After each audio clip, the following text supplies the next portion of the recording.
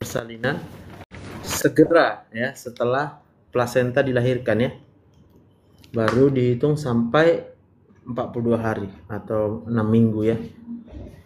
Kenapa disebut dia masa nifas, Iren?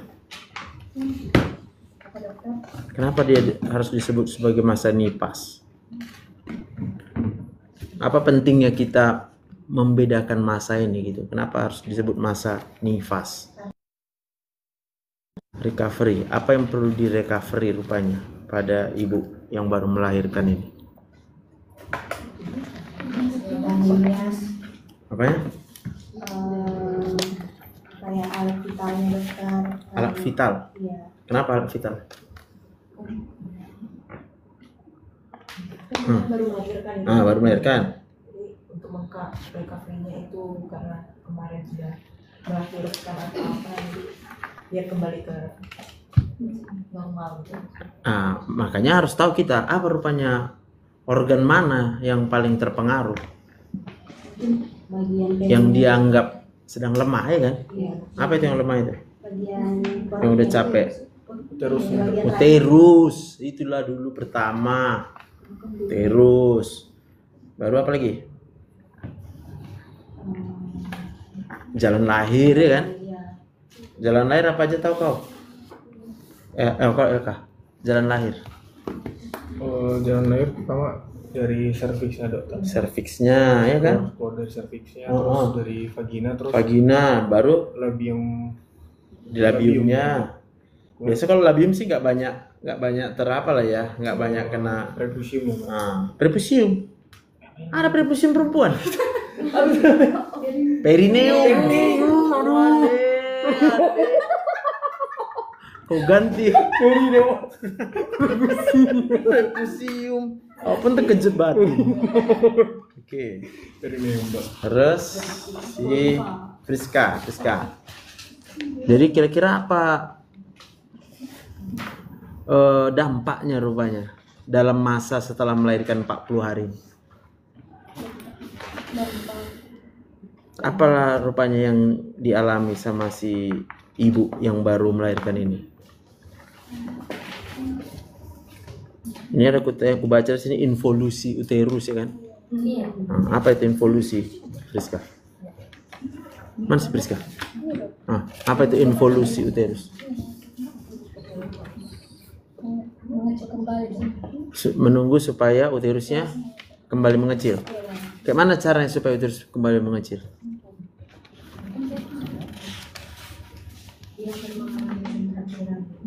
Nah, harus melalui dengan kontraksi. Berarti di rahim ada otot. Otot apa? Miometrium. Otot polos. Ya, Friska. Apa otot polos? Enggak tahu otot polos. Kau. Otot polos, ada otot polos, ada otot rangka, lurik. Apa bedanya? Ayo. Cari di situ cepat. Apa yang dimaksud otot polos?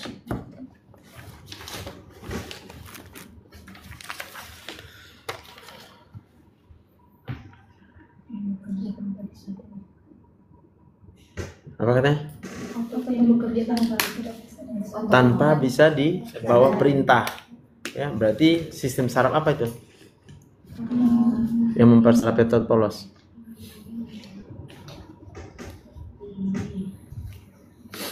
Gak tahu lagi. Hah? Kalau otot rangka iyalah. Sistem saraf otonom. Pasti baru ini kita jumpa. Ini kan baru ini kita jumpa kan? Kalau kelompok kan. Minggu lalu bukan kan kelompok kan? Bukan, ya. Nggak mau lah aku. Ganti. Enggak. Terakhir loh dari 10. Di sini? Biar kita lagi. Tolonglah dok, kata bilang. Emangnya aku nentukan? Kalau bisa request loh. Ya bisa memang. Masalahnya akulah yang selalu merequest tolong diganti grupnya. Kami aja lah dong. Supaya berkembang semua. Kayak kalian lagi nih. Minggu lalu udah kami bahas otot polos ini. Sistem saraf otonom sama grup yang sebelumnya. Makanya kalian kan nggak tahu kan? Nanti kalau kalian nggak ada yang ngajari kalian, yang grup yang minggu depan kan lumayan nambah lagi 10 orang tahu tentang otot polos. Biar kami kasih. Biar nambah lagi. Bukan dong. Berarti yang kuajarkan pun minggu lalu sama kawan kalian tak dibilang orang itu juga waktu Enggak, nanti kami temu pakar apa pleno pakar ya kan? Udah pleno pakar? Udah kan? Hah, nggak ada disebut orang itu. Nggak dikasih tahu. bukan mereka yang maju dokter. Jadi tahulah kalian kenapa mengalami atonia uterus itu? Kenapa mengalami atonia uterus? Orang tidak iya. Iya, kenapa otot nggak berfungsi? Karena banyak faktor risikonya kemarin dokter. Iyalah, kenapa faktor risiko itu membuat terjadi atonia uteri? Memang iya karena banyak faktor risikonya kan? Ya iya, aku tahu itu. Nenek-nenek juga tahu. Sekarang kenapa faktor risiko itu membuat terjadi atonia uteri? Dari definisi atonia uteri artinya otot polosnya tidak bisa berkontraksi. Kenapa dia tidak bisa kontraksi? Maka semua faktor risiko itu membuat sebelum waktunya terlalu sering otot polosnya dipaksa kontraksi. Kenapa? Otot polos itu memerintahkan dia kontraksi adalah sistem saraf yang mana ada dua sistem saraf otonom, satu simpatik, satu parasimpatik. Yang mana? Simpatik. Lalu kau harus tahu sistem saraf simpatik itu apa itu? Yosep? Sistem saraf yang teraktivasi pada saat seseorang sedang dalam keadaan terancam. Nah itu, jadi faktor risiko semua itu membuat si ibu sering berada dalam keadaan terancam perasaannya. Bisa terancam karena ekonomi, bisa terancam karena kasih sayang, bisa terancam karena sang pelakor, ya kan? Ya kan? Terancam dia. Akibatnya apa? Pada waktu melahirkan udah terlalu sering kontraksi otot uterusnya. Sehingga apa? Waktu dia harus kontraksi, udah dilahirkan bayinya, nggak mau dia kontraksi. Makanya kalau kita menikah, faktor risiko ini harus kalian daftar dulu. Oh, jadi ternyata uang menjadi faktor risiko. Berarti kalau kalian mau menikah nanti, pastikan dulu ada uangnya nggak. Kau suruh letak di situ, bang. Tolong abang buat di situ, bang. Daftar uang abang, daftar harta abang. Kalau nggak, aku nggak mau menikah sama abang. Tuh. Kau jangan mau stres. Nanti kau berebut kau harta sama edamu lah, sama mertua kau lah. Panjang itu ceritanya. Jadi kalau mau menikah sama kalian, pastikan dulu, beres dulu bang ekonomi bang. Ku hitung-hitung, aku perlu uang dalam sebulan berapa? Kau berapa perlu uang? 50 juta. Ya Allah Tuhan. Kalau aku menjadi suami kau nggak cukup. Ya tapi ya udahlah, itu hakmu. Betul kan? Itu hak setiap orang kan? Maka dari awal bagus jujur. Bang, maaf bang, aku perlu uang 50 juta sebulan bang. Kalau nggak bisa bang penuhi itu bang, kita nggak usah menikah bang. Tuh. Kenapa dek?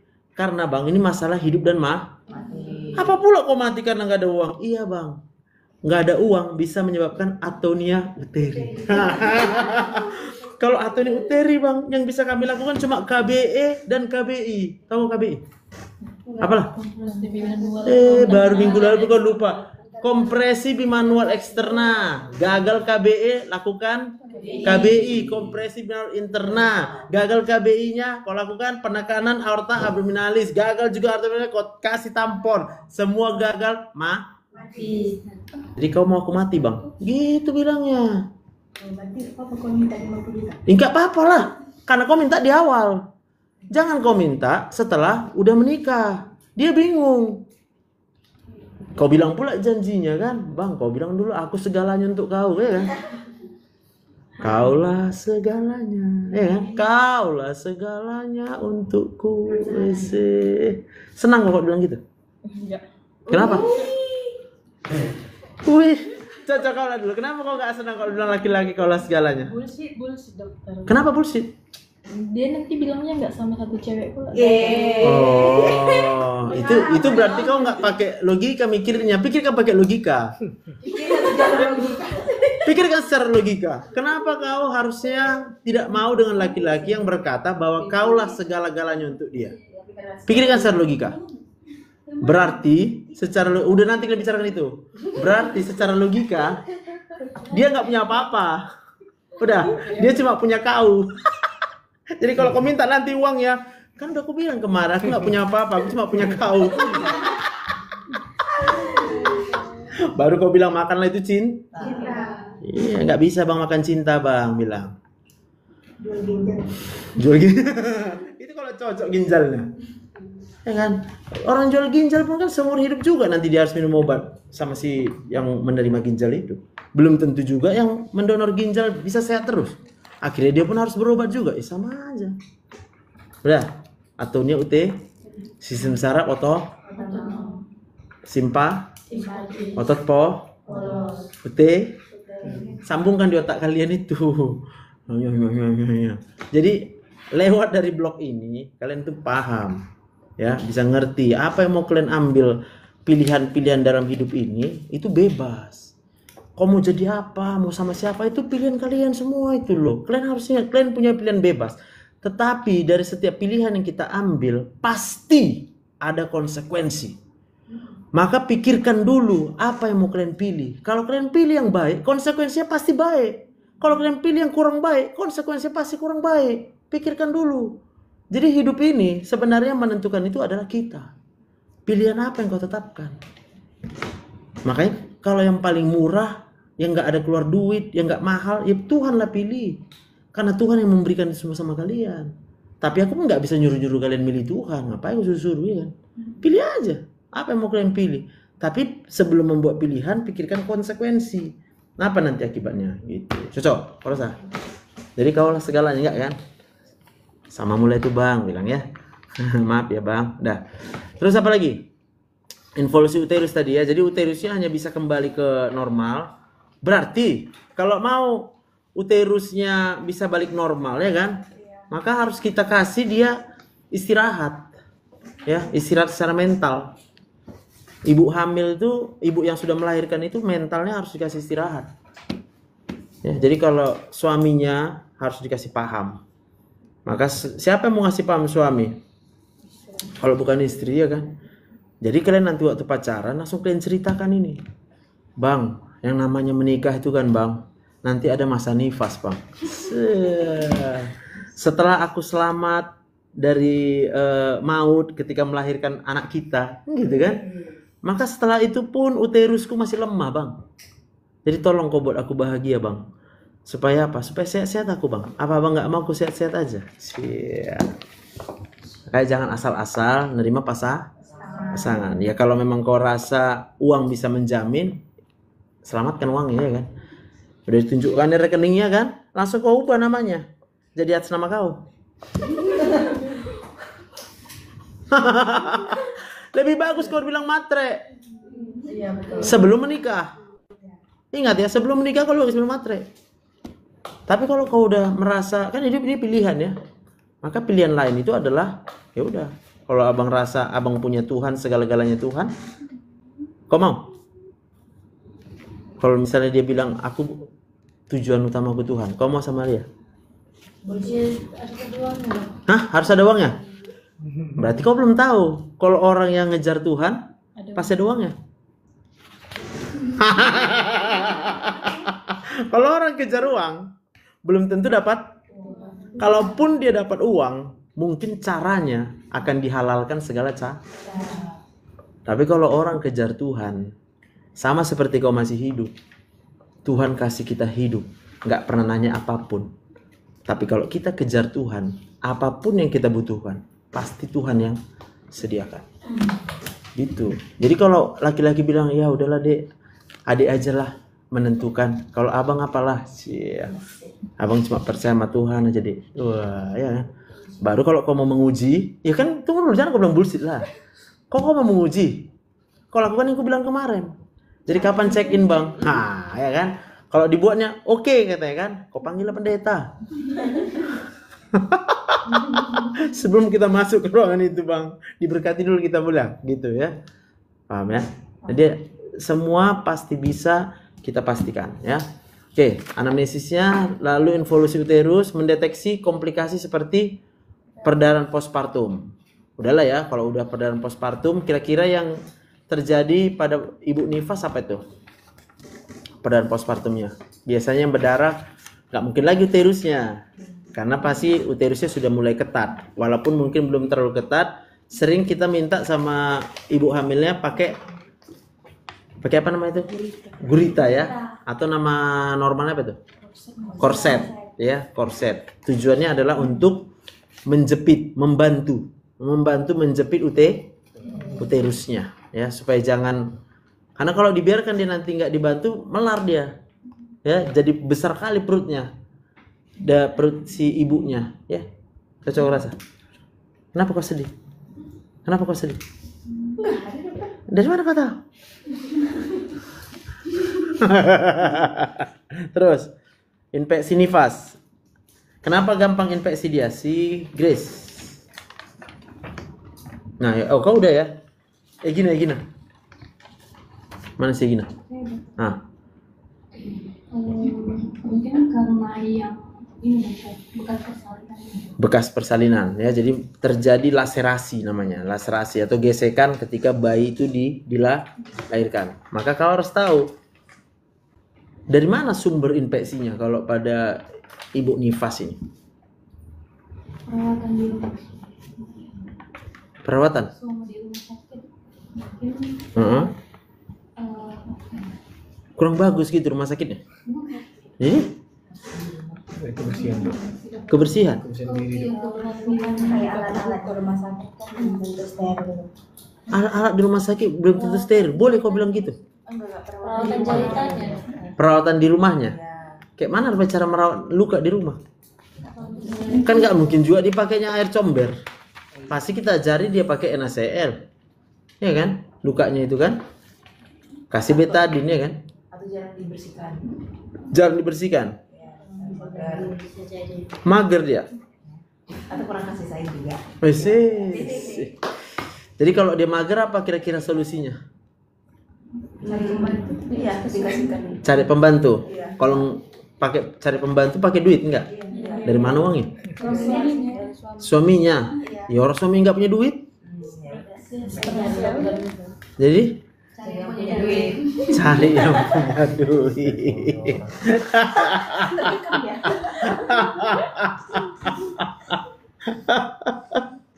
Aduh, makin panas situasi. Pening kepala ya kan.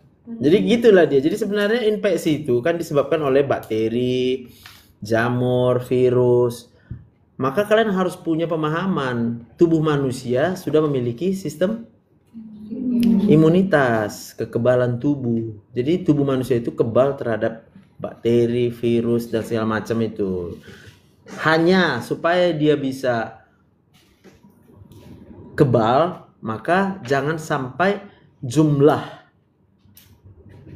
bakteri itu terlalu banyak. Nah, kalian tahu nggak dari mana sumber bakteri paling banyak di tubuh manusia? Iya, usus kan? Iyalah, usus besar. Usus besar kan lubangnya keluar anus. Dari anus kemana? Perineum. Maka kita harus bisa menjaga jangan sampai jumlah bakteri yang berkembang di dalam tubuh si pasien ini menjadi terlalu banyak. Nah, apa itu yang membuat dia banyak apa? Kenapa terjadi pertumbuhan bakteri terlalu banyak di usus? Iya, nggak dibuang. Iya, kenapa dia nggak dibuang? Karena terjadi konstipasi. Kenapa pasien konstipasi? Makan salak. Makan salak. Ngapain yuk makan salak dia baru melahirkan?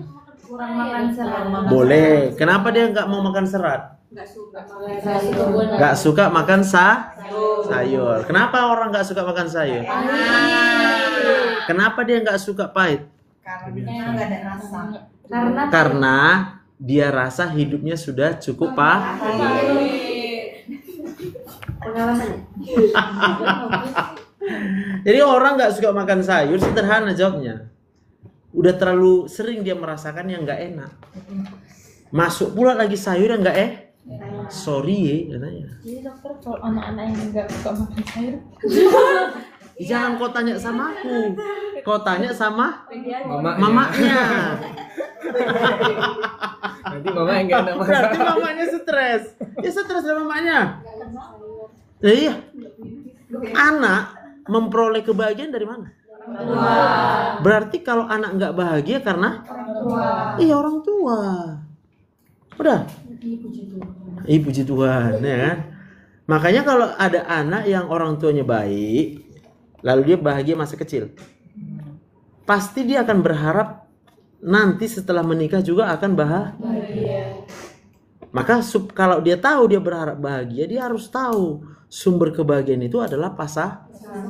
Kalau tahu dia si pasangan menjadi sumber kebahagiaan, dia harus hati-hati. Jangan sampai dia tertipu. Karena kalau udah sempat tertipu, lalu kau udah sempat menikah, selesai kau. Kau mau mundur kemana? Gak bisa. Yang ada kau harus tetap maju, tapi kau maju harus punya pilihan. Apa yang mau kau buat supaya suamimu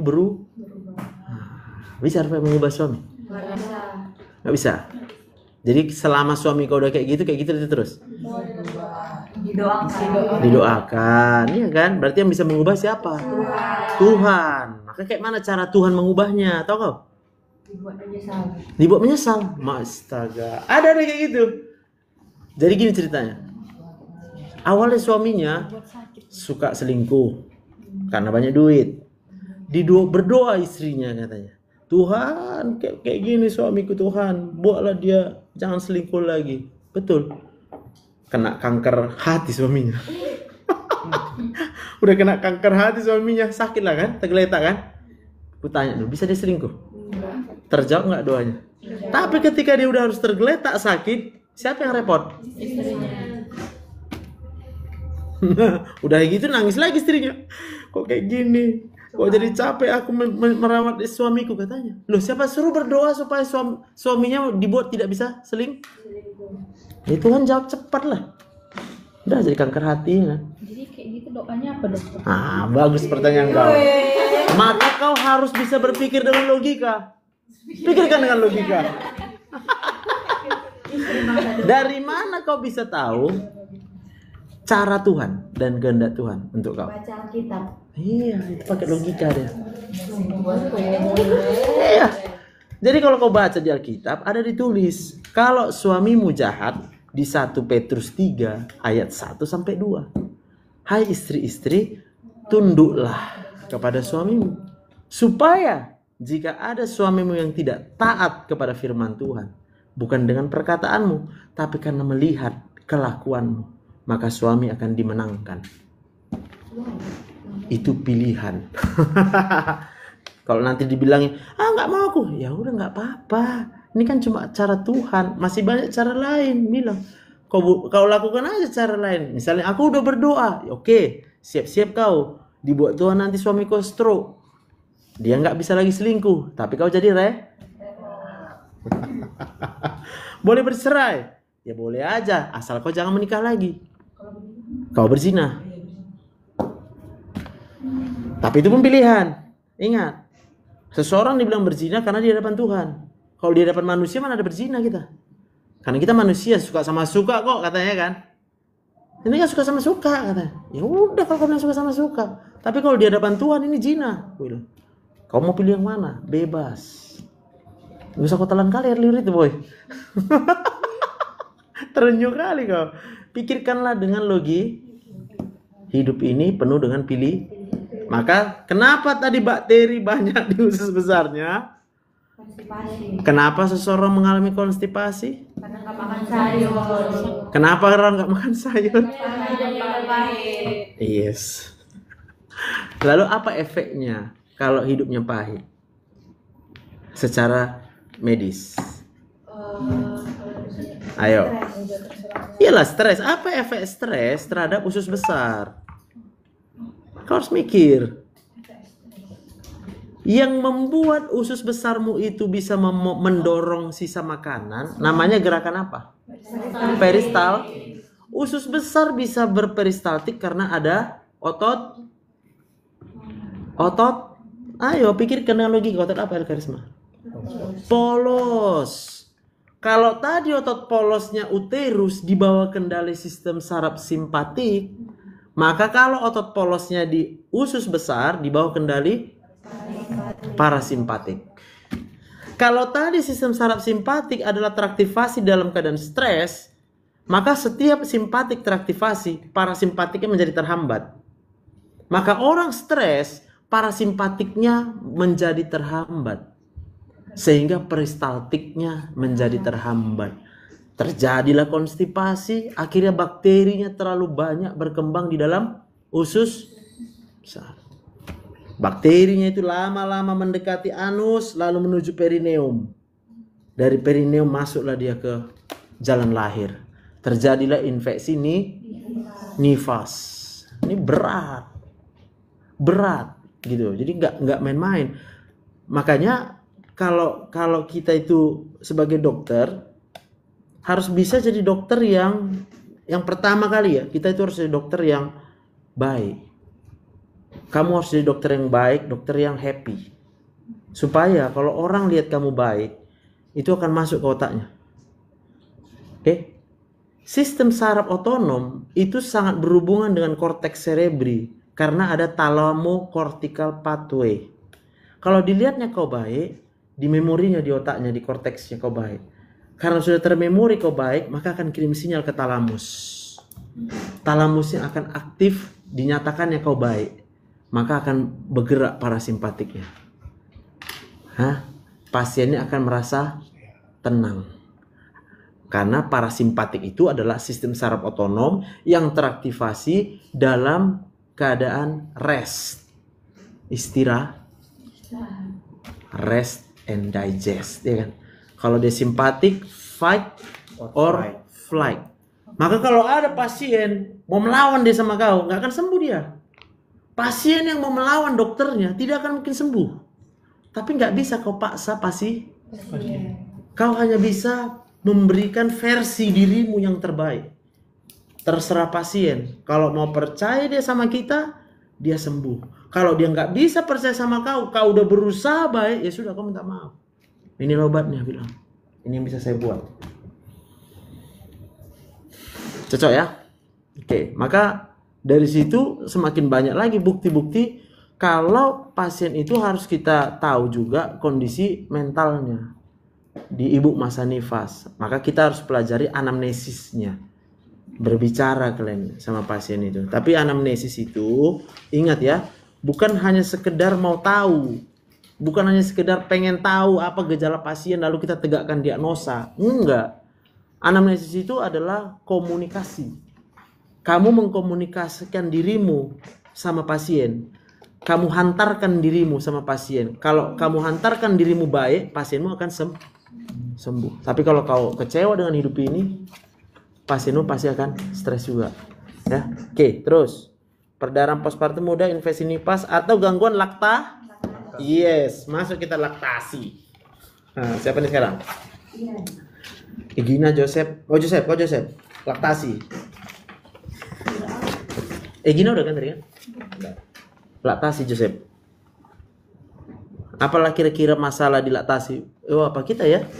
Tutorial kita ya? Udah kau pelajari? Masalah laktasi. Udah? Belum kau baca. Kira-kira menurutmu apa kira-kira masalah laktasi ini? Kenapa bisa menyusui?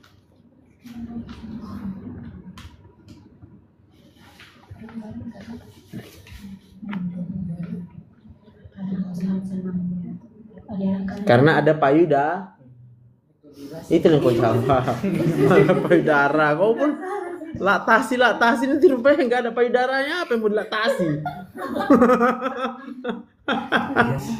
Nah, pertanyaannya, apa hubungannya ya laktasi dengan anamnesis atau kenapa muncul masalah di laktasi? Berarti kau harus tahu laktasi itu kan dua ya. Satu, produksi susu.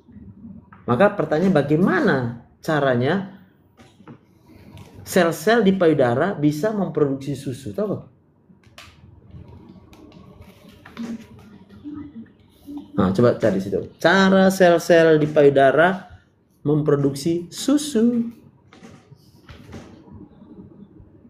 Kurasa kalian yang perempuan pun nggak tahu ya? Tahu? Nah, baca. Ayo cari. Gimana caranya? Itu dulu nggak ada belajar fisiologi kalian? Udah lupa ya? Jadi kalian kalau belajar untuk dilupakan gitu? Enggak. Terbatas. Jadi kalian termasuk gangguan memori gitu. Kerasa bukan gangguan memori kalian dulu. Gangguannya cara belajarnya kalian yang salah. Cara belajarnya itu salah karena kalian sebenarnya mau lulus ya, tapi membuat pilihan untuk lulus. Sebenarnya untuk lulus itu ada banyak cara. Betul nggak? Cara pertama dengan belajar. Cara kedua dengan tidak belajar. Bisa kan tidak belajar lulus kan? Kita bisa nyontek, kita bisa nyogok. Terserah mau mana yang kau pilih jalannya. Berarti selama ini kalian mau lulus. Tapi kamu belajar. Kok pandai kau? Pertanyaannya kenapa kau nggak mau belajar? Kenapa kau malas? Coba. Berarti kau malas karena kau bisa berpikir pilihan yang kau buat itu loh. Kau membuat pilihan bahwa kau bisa lulus walau tidak belajar. Iya, mungkin kau menanya teman waktu ujian. Mungkin juga kau pengen nasib-nasiban ya kan? Lulus nasib. Betul nggak? Enak kan lulus nasib kan? Siapa bilang enggak? Kan sama-sama lulus. Enggak semua, Dok. Kalau di OSC nasib-nasiban. Ya udah kan enak lulusnya. Lulus ini lulus, ceritanya lulus. Enak nggak? Enak. Iya, karena otakmu nggak kenal. Otakmu yang tahu adalah dia mau lulus nasib atau lulusnya dengan perjuangan, sama-sama sama-sama Itu dia. Makanya sekarang apa yang kau pilih untuk lulus? Belajar. Jadi mulai hari ini kau mau belajar. Ya. Tahu kau gunanya? Kalau kau mau, orang yang melakukan apa yang dia mau itu akan menaikkan Hormon. dopamin di otaknya. Gitu. Jadi nanti setelah kau biasakan kau belajar karena kau mau belajar, nanti kau akan terbiasa. Maka ada kata ala bisa karena biasa. Nanti kau akhirnya senang belajar. Kau akan merasa ada yang kurang kalau kau tidak belajar. Gitu, itu yang harus kau bentuk. Sementara kau tahu nanti modal terbesar kita dalam hidup ini adalah belajar loh. Gak ada yang lain. Modal terbesar itu dalam menjalani hidup, kalau kita mau berhasil, kalau kita mau sukses, kalau kita mau bahagia, belajar. Nah, persoalannya banyak orang belajar dengan cara yang salah. Oke, terus gangguan laktasi tadi gimana? Udah? Tapi kan masih keluar. Produksi tadi udah? Kenapa sel payudara bisa memproduksi air susu? Sel alveolar yang memproduksi ASI. Sel alveolar. Memproduksi ASI di bawah pengaruh prolaktin dengan memproses nutrisi dari darah menjadi laktosa, lemak, dan protein. Kemudian menyekresikannya ke lumen alveolus sehingga oksitosin mengeluarkan ASI melalui kontraksi sel. Kontraksi dia, itu untuk mengeluarkannya ya. Miopital. Berarti ada dua proses ya. Satu produksi. Supaya dia bisa produksi perlu hormon prolaktin. Prolaktin siapa yang kendalikan, boy?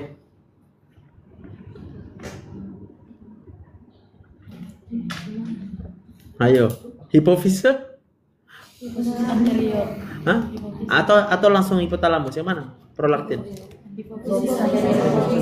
Hipofisis anterior. Siapa yang menentukan hipofisis anterior menghasilkan prolaktin? Hipotalamus Apa? Apa? Hipotalamus melalui dopamin. Si hipotalamus, dopamin. Berarti kan ada hubungan antara korteks dan talamus kan? Corticothalamic pathway. Berarti di dalam korteksnya si ibu harus berpikir bahwa dia mau menyusu. Oh, ini anakku. Aku maulah menyusui anakku. Aku mau memberikan yang terbaik untuk anakku. Iya kan? Tapi kalau udah suami yang mengecewakan, dia berada dalam posisi pilihan. Ah, suamiku pun kayak gitu. Tak semangat aku punya anak katanya. Muncul namanya apa? Baby blues syndrome.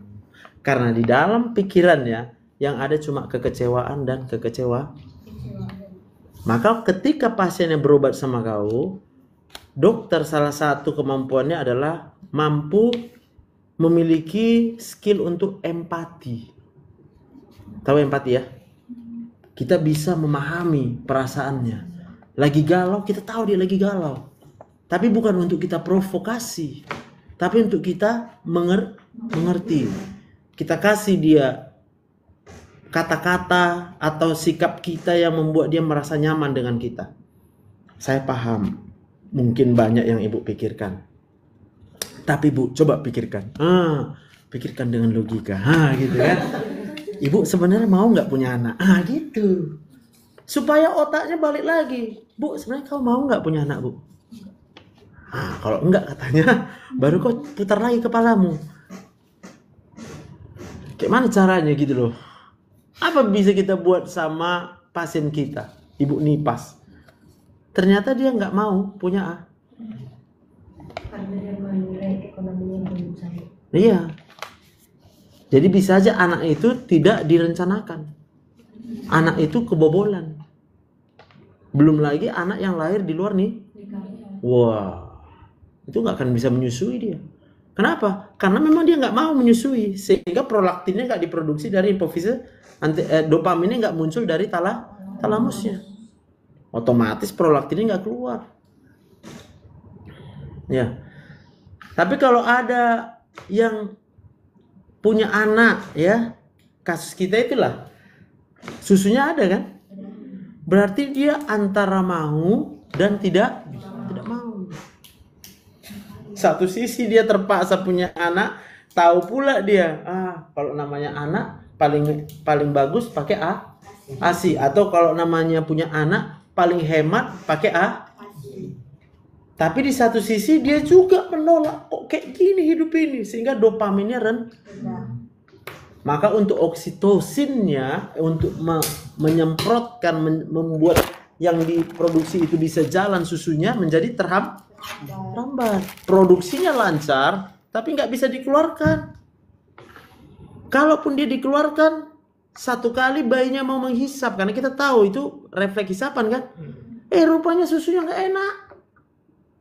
Kau tahu kenapa susu yang gak enak? Karena iya, ibunya pun gizinya terganggu. Kenapa ibu gizinya terganggu? Kenapa kalau stres? Iya, tengok tadi di usus tadi kan banyak bakteri. Maka kan terjadi metabolisme makanan yang menjadi tidak sehat. Sehingga nutrisi yang diserapnya juga menjadi terganggu, rendah. Otomatis rasa susunya jadi tak itu. Cocok? Jadi apa mau kita bilang sama pasiennya? Jangan gitu lagi. Bu, hidup ini pilihan. Tenang bu. Saya juga nggak bisa maksain ibu buat apapun ya. Tapi saya cuma mau bilang, hidup ini pilih. Ketika kita berada dalam situasi yang sulit sekalipun, ibu harus tetap berpikir pilihan apa saja yang ibu punya. Kau kasih pilihan sama dia. Pilihan-pilihan inilah kadang-kala kita dokter dituntut untuk bisa punya banyak pilihan di otak kita. Dia udah melahirkan, dia punya pekerjaan, tapi suaminya mengecewakan, misalnya apa pilihannya? Satu, iya, dia pilih ya udahlah ibu. Ibu anggap aja yang pertama gini, kurasa biar lebih cepat cara pilihannya ya. Kita harus bisa membuat pilihan sama manusia untuk mau mengikuti Tuhan atau yang di luar Tuhan. Kau boleh kasih tahu semua yang di luar Tuhan. Ya udahlah bu, anggap aja suami ibu udah kayak gitu bu. Ibu pikirkan aja nanti anak ibu kalau berhasil, pasti nanti ibu juga bahagia. Tapi kalau udah capek kau menerangkan yang di luar Tuhan kan, baru kau bilang tapi ada cara paling murah bu, gitu. Paling murah itu adalah ibu ikut maunya tuh. Baru kau tentukan pasienmu itu sudah menyadari Tuhan atau belum. Cara penyadarannya gimana? Kau suruhnya tarik napas dia. Coba tarik napas. Ada napasnya, Bu. Dia pasti ketawa. Kenapa dia ketawa? Karena secara logika, oksigen yang dia hirup itu akan nempel di sensor oksigennya. Dinyatakan yang oksigennya tinggi. Langsunglah senang rasa dia. Karena sistem saraf parasimpatiknya akan teraktivasi. Ya, Bu. Siap. Ya, Bu, halo.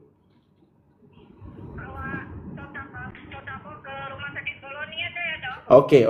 Udah kirim kartu. Ya, kirim kartu BPJS-nya ya. Mau pakai kartu BPJS, umum aja lah dok. Nanti umum mahal, nggak apa-apa. Ya udah. Umum berapa? Satu sekali kunjungan berapa dok?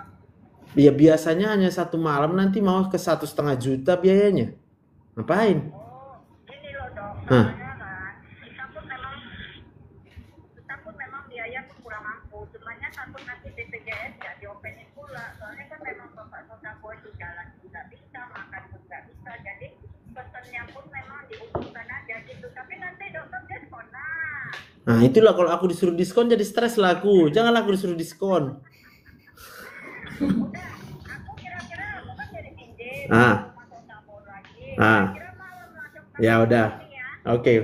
Yuk. Oke, makasih ya dok. Iya, ya Bu. Aduh, stres kita disuruh diskon. Ya kan? Ya udahlah. Nggak mau lah gue kan. Karena hidupnya hidup pilihan. Oke. Sampai mana tadi? Susu ya? Nah, gitu. Ya, jadi laktasi ini akan menjadi gangguan karena kalau dia terjadi nanti sumbatan ya kan, maka bisa pasiennya mengalami apa? Mastitis. Ya, kalau udah mastitis bisa abses, ya kan? Bisa abses nanti bisa nggak bakteri masuk ke dalam aliran darah? Bisa sepsis ya. Belum lagi kuman dari perineum lagi. Aduh, makanya angka kematian ibu itu sangat ditentukan oleh masa apa? Sebenarnya bukan masa nipah saja loh sebenarnya. Angka kematian ibu itu sebenarnya dari faktor risiko itu. Ya, ekonomi, ya, hubungan sosial dia, hubungan keluarga dia, itu semua pengaruh lah. Ya. Gitu. Oke. Terus gangguan laktasi serta menilai kondisi umum dan kesiapan untuk menyusui. Baru kau ajarilah dia. Ya udah Bu, kalau ibu harus kerjalah Bu. Tapi beli pompa ya. Melalui sesi skill lab ini mahasiswa dia memperhatikan keterampilan komunikasi dan pemeriksaan fisik pada ibu nifas secara sistematik. Oke. Kita lanjutlah langkahnya ya. Joseph udah, Minola. Kau Minola, coba tes dulu. Oh, Ayo. belajar sih dok. Hah? Udah belajar. Kan udah. Anggaplah siapa ibu hamilnya, si Egina. Beliau loh. Ya, ikut aja langkahnya itu, nomor 1. Salam pagi Ibu, perkenalkan saya Dr. Mela Karigan, dokter yang bertugas pada pagi hari ini. Jadi saya akan bertanya kepada Ibu datang sini dan keluhan apa? Menjelaskan dulu. Selamat pagi Ibu, perkenalkan saya Dr. Mela Karigan, dokter yang bertugas pada pagi hari ini. Ibu, di sini saya akan melakukan pemeriksaan kepada Ibu karena kan Ibu baru selesai melahirkan. Dan nanti saya ada beberapa pemeriksaan kepada Ibu, mungkin ada kurang nyaman dan disuruh untuk melakukan atau saya akan melakukan tindakannya yang pada bagian area. Oh, ini dia dibilang ada skenario ini ya. Ada dokter. Skenario. Umur dia 25 tahun ya. Iya. Lahirnya normal 5 hari lalu di puskesmas. Berat anaknya 3 kilo, normal ya. Panjang 48 cm, apgarnya 8/10 normal ya. Tapi pada pemeriksaan perineum terdapat luka dan sudah dijahit. Kemudian lokia dalam batas normal. Lokia itu apa lokia? Cairan keluar dari jalan lahir dokter setelah persalinan. Apa itu? Terdiri dari apa dia lokia itu? Itu kan namanya itu. Apa namanya? Rubra. Rubra sanguilenta alba. Artinya apa? darah, warna indra itu sampai Ada bau, darah, ada warna, warna apa? merah, Kemerahan, Darah coklat, ke arah coklat. Terus warna putih, ada juga putih alba ya kan? putih. Jadi sebenarnya apa kandungan lokia itu? kandungannya Ya terdiri dari apa dia? Eritrosit lah pasti, makanya merah. ada yang leukosit dokter. Iyalah, kalau dia merah apa? Karena ada eritro. Dari mana eritrositnya? Dari cairan mana? Dari pembuluh darah lah. Kan terjadi perdarahan. Maka ada eritrositnya. Terus ada apa? Kenapa ada leukosit? Tadi kan dibilangnya ada yang Karena reaksi peradangan. peradangan, Belum tentu karena infeksi. Kalau dia proses penyembuhan kan juga pakai peradangan kan. Jadi luka-luka jalan lahir itu pun proses penyembuhannya juga melalui inflamasi. Tapi dalam keadaan jumlah bakteri yang tidak terlalu banyak. Kalau jumlah bakterinya kelebihan udah jadi infeksi dia. Infeksi jalan lahir dia ya. Terus apa lagi kandungannya? Lendir dan sisa jaringan. Lendir. Lendir itu apa itu? Lendir. Dari mana datangnya? Oh dari yang alba dokter. Iya, dari mana si alba ini datang? Oh dari leukosit ya? Lendir itu leukosit. Enggak sih enggak dokter. Ya udah. Jadi lendir itu apa itu? sel Apa aja? Ya, udah benar itu yang kau bilang tuh. Sel apa? sel desider.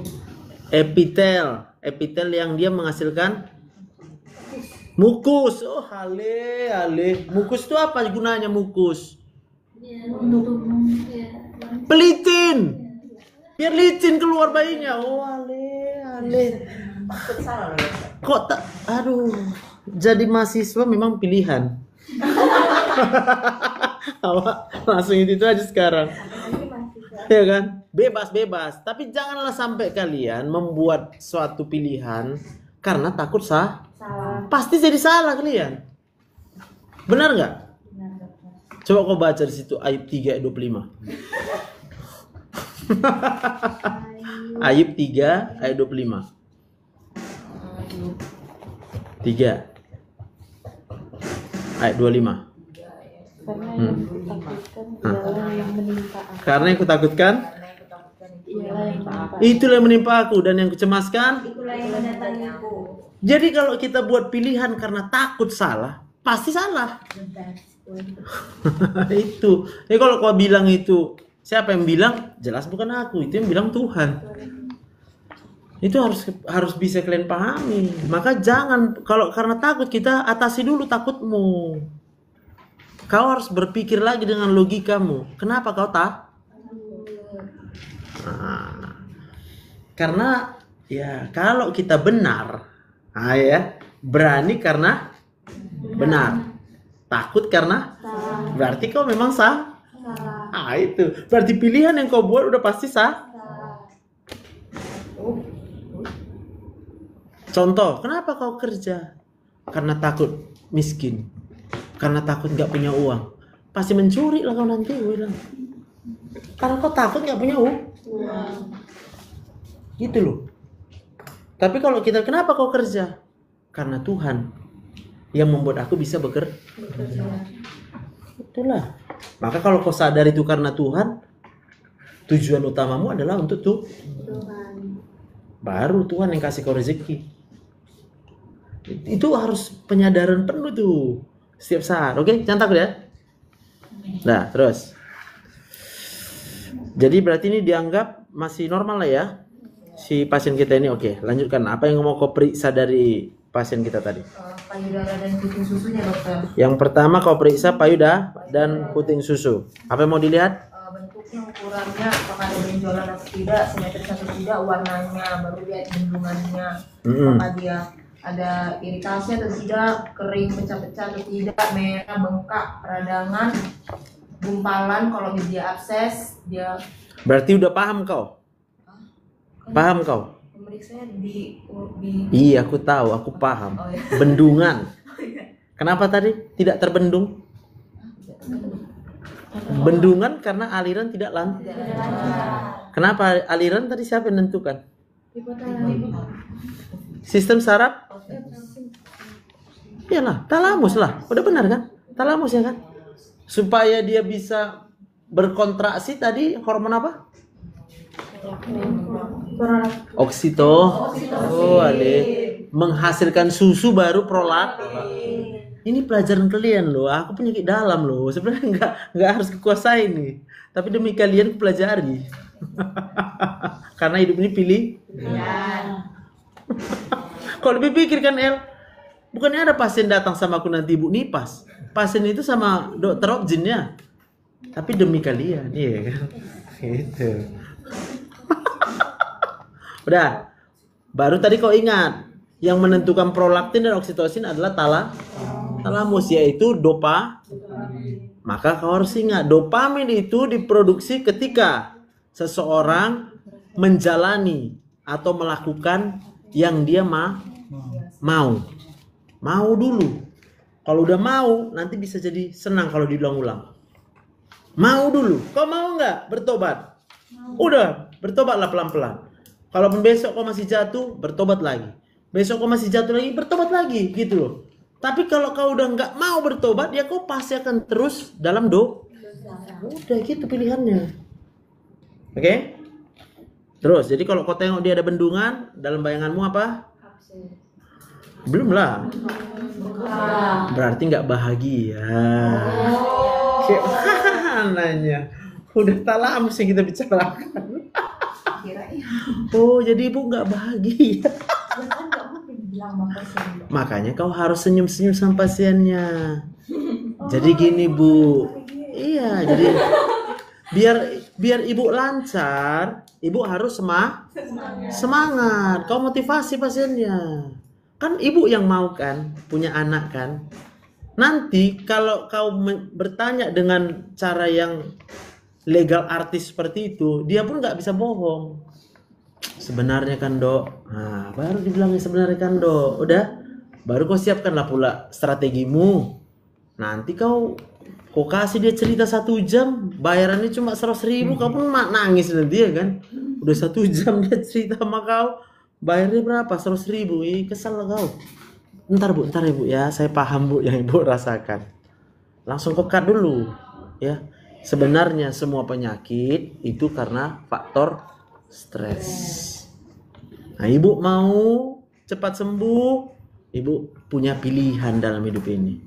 1, ibu menentukan apa mau ibu. 1 lagi, ibu ikut apa maunya Tuhan. Udah, itu aja lah. Ya.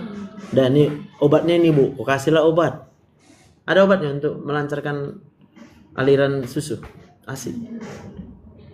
Biasanya pakai massage Ya itu mekanik ya, dimassage. Oke. Siapa yang memassage? Suami ya? Mau suami memassage itu? Dari mana kau tahu Mas mau? Keras itu soalnya lo. Hah? Ya iyalah suaminya lah memang. Tapi kalau misalnya suaminya kerja sendiri, kalau dia harus juga menggendong bayinya, ya kan? berdua dengan bayi. Berarti harus kau bilang harus ada Bu yang membantu ibu. Jadi misalnya ibu memasak sendiri, ya bayinya ada yang pegangin. Kau kasihlah inilah pakai minyaknya biar licin supaya bisa lancar. Ngerti kan? Apa kau nengok apa sini? Oh ada payudara. Mau praktek? Nggak seenaknya kau pikirkan.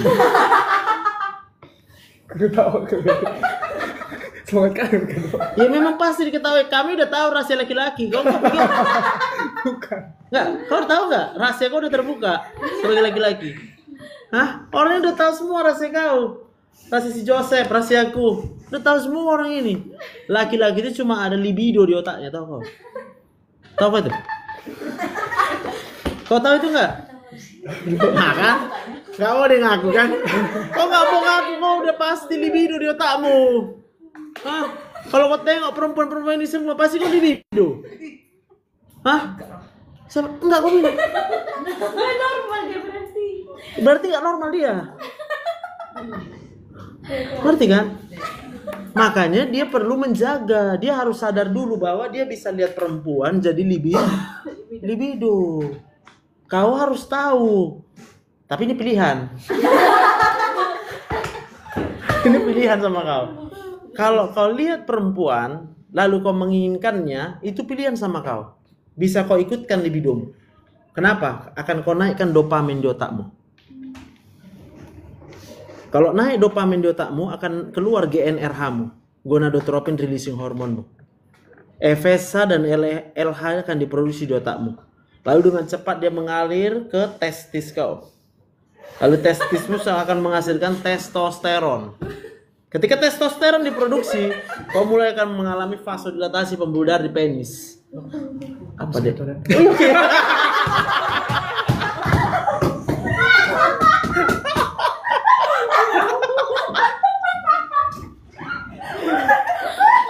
Kok timing kau mesti sekarang, Joseph?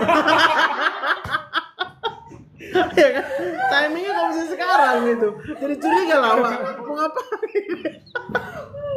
Aduh, gitu ya. Jadi makanya perempuan, kalian jangan kasih celah, apalagi dengan payudara. Iya. Oke? Never. Di situ banyak saraf. Apapun ceritanya pasti enak dipegang. Kalau kalian kasih sekali, 2 kali, nanti itu di otak kalian akan muncul dopaminnya. Kalian jadi ketagih nanti. Ketagih. Kenapa ketagih? Karena memang enak. Nggak bisa dipungkiri. Nangkap ya? Jadi kau jaga dirimu. Biar jangan jadi pelakor. Iya, aku udah aku bilang sama orang ini semua. Kalian harus buat press release. Aku bilang, nyatakan bahwa kita itu tidak mendukung semua tindakan asusila. Nggak bisa. Andai kata aku mungkin nanti jadi dekan lah suatu hari misalnya atau rektor.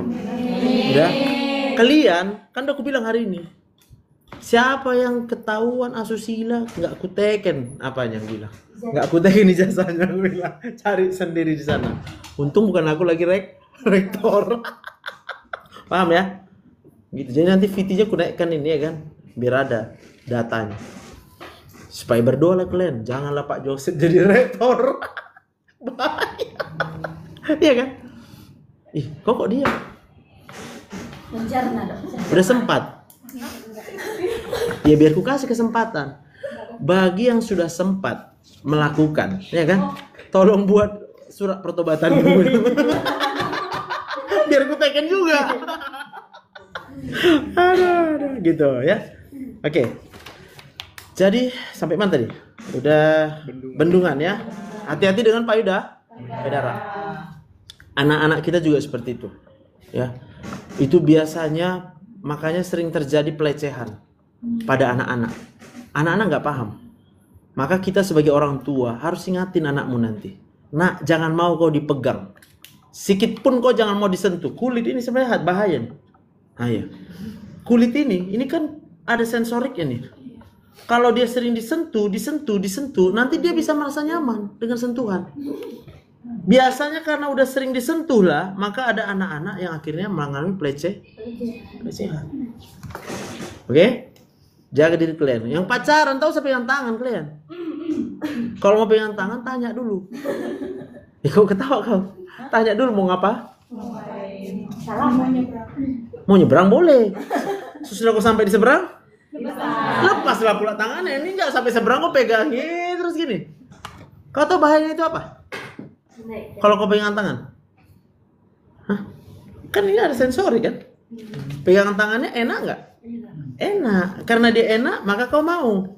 Karena kau mau, maka akan naik dopamin. Dopamin naik, prolaktinmu naik. Prolaktinmu naik, oksitosinmu naik kan? Berdenyut badan kau tuh. Berdenyut payudara kau. Berdenyut uterus kau. Akan kau rasakan itu. Kayak nyaman kau. Iya. Itu rasa jatuh cinta yang kau bilang. Itu bukan jatuh cinta, itu oksitosin kau lagi naik. Kalau kau mau tahu apa arti kasih, kau buka 1 Korintus 4 ayat 13 kalau nggak salah. 1 Korintus 4 ayat 13. Kasih itu sabar gitu. Itu baru cinta. Jadi cinta itu bukan berdenyut, tau kau? Itu oksitosin, ada? Ayat 13 ya? Kasih itu sabar. Kasih itu murah hati. Iya, kasih itu sabar. 1 Korintus 13 ayat 4. Dikasih sama Ibu Sri Kripik Tarigan ini. Thank you Bu Sri. 1 Korintus 13 ayat 4. Kalau kau mau tahu apa itu jatuh cinta, ini jatuh cinta. Kasih itu sabar, kasih itu murah hati, ia tidak cemburu, ia tidak memegahkan diri dan tidak sombong. Ia tidak melakukan yang tidak sopan dan tidak mencari keuntungan diri sendiri. Ia tidak pemarah dan tidak menyimpan kesalahan orang lain. Ia tidak bersuka cita karena ketidakadilan, tetapi ia bersuka cita karena kebenaran. Ia menutupi segala sesuatu, percaya segala sesuatu, mengharapkan segala sesuatu, sabar menanggung segala. Itu kasih. Tapi kalau udah kalian rasakan waktu pacaran kayak berdenyut badan kalian, hati-hati. Itu kalian harus lari. Ku bilang sama kalian hari ini, harus lari. Walaupun secara sadar kalian rasakan itu enak, kalian harus lari. Karena akan rugi kalian. Oke? Tapi kembali lagi, itu pilih. Yang penting hari ini sudah aku kasih tahu. Kalau kalian lakukan juga, bisa terbentuk anak. Itu yang pertama. Iya. ASI itu nggak bisa terbentuk karena kalian bukan mau punya anak. ASI itu akan terbentuk karena kau mau menyusui. Kalau kau mau menyusui, baru dopaminnya naik, baru prolaktinnya dinaikkannya. Kau hanya mau jatuh cinta, maka yang naik itu cuma oksitosinmu. Oksitosin akan membuat kontraksi pada otot polos, organ-organ seksualmu. Itu loh. Anggap. Jadi jangan terkecoh, itu bukan cinta ya. Itu cuma terjadi peningkatan oksitosin. Jangan kalian rasa itu cinta. Kok bisa sampai ke cinta bahasanya kan? Lecet pada putingnya kan? Apalagi kau lihat dek, putingnya lecet. Kenapa bisa lecet putingnya? Ya berarti nggak bagus kalau sering dihisap itu. Perlekatan. Cara pemberian asinya juga. Gimana menurut cara yang benar memberi asi? CL kan. Gimana ya? Kalau yang saya tahu dok, mulut bayinya itu harus menutup semua areolanya. Oke. Baru karena di areola kan ada saraf. Iya, buat apa menghasilkan pelumas supaya. Tidak. Jadi si areola itu juga punya kelenjar, sel kelenjar menghasilkan mukus. Iya. Yang kalau dia ditutup total sama mulut bayi, baru dia akan menghasilkan pelumasnya ya. Maka pertanyaan kenapa bayinya nggak mau menutup semua areolanya? Posisi satu ya. Berarti ibunya nggak bisa memberikan posisi yang nyaman karena ibunya sedang tidak nyaman. Iya. Capek dia. Udahlah itu katanya. Karena beda bayi beda-beda maunya. Ada bayi yang sukanya duduk, ada bayi yang sambil tidur pun bisa. Ada. Enak kali mamanya. Kita rasa gini, enak kali ya. Nggak ada stresnya dia ya. Memang benar, dia nggak stres sebagai ibu. Maka anaknya ikut kayak manapun dia ngikut anaknya itu. Tapi kalau ibunya udah stres, waduh, cari gaya lah. Sandar ke dinding lah. Ya aduh, semua itu. Nah, sampai akhirnya ibunya putus asa. Kadang-kala digigit lagi sama bayinya.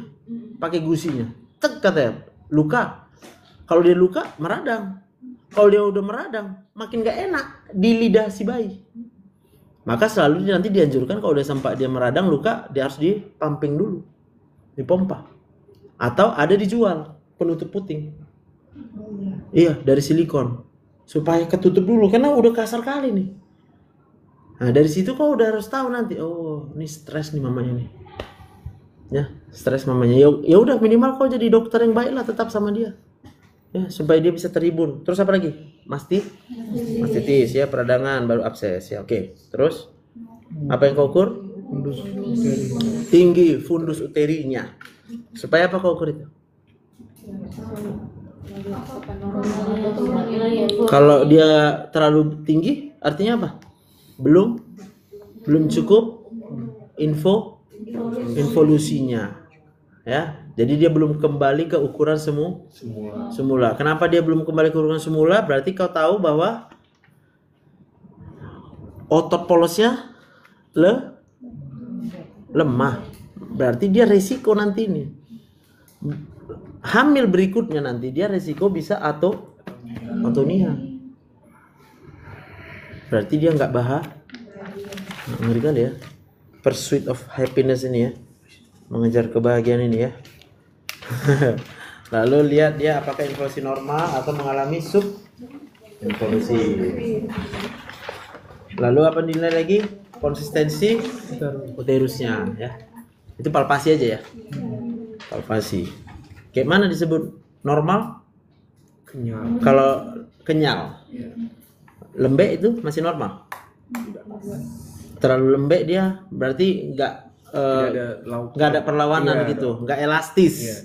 Berarti uterus yang normal itu kalau kita palpasi dia elas atau kenyal ya. Terus apa yang kita lihat? Lokianya ya. Gimana cara melihat lokia? Dari pembalut ya? Inspeksi Langsung buka.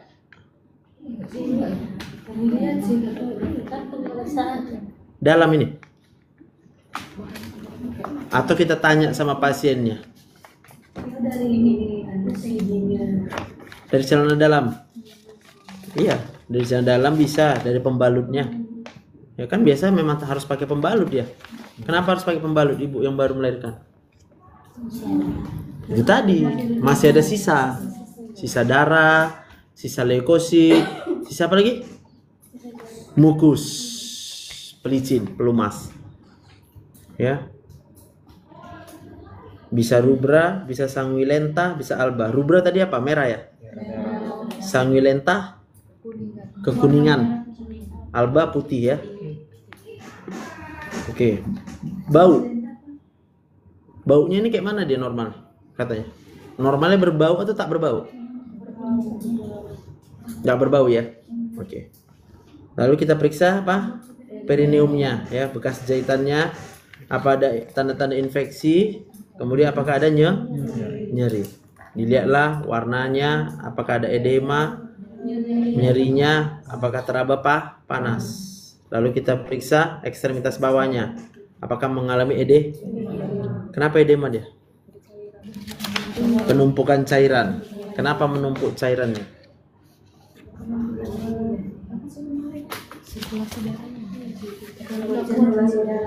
Gangguan sirkulasi darah. Jadi kalau sirkulasi darah normal nggak bisa terjadi edema.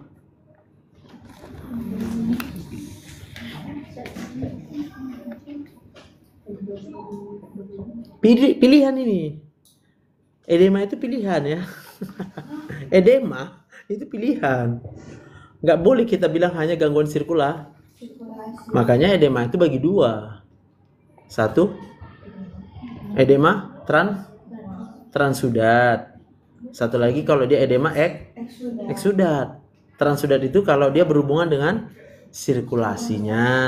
Berarti bisa ada sumbatan. Kemudian bisa juga berhubungan dengan tekanan apa? Onkotik. Tahu tekanan onkotik? Coba kau baca di sini tekanan onkotik. Siapa nih sekarang nih? Tadi siapa tuh? Si Minola, Tasya. Apa itu tekanan onkotik Tasya?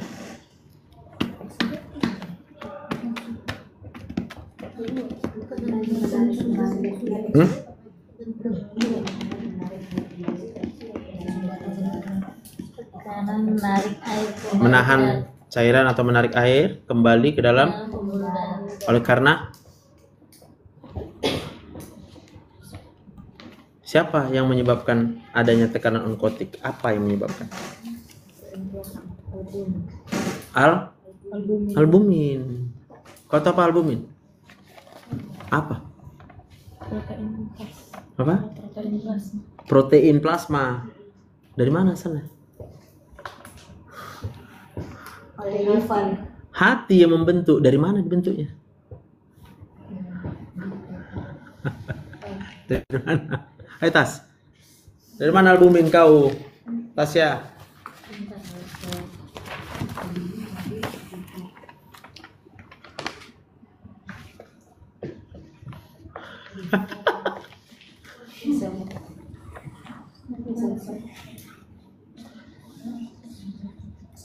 Sel-sel hepatosit.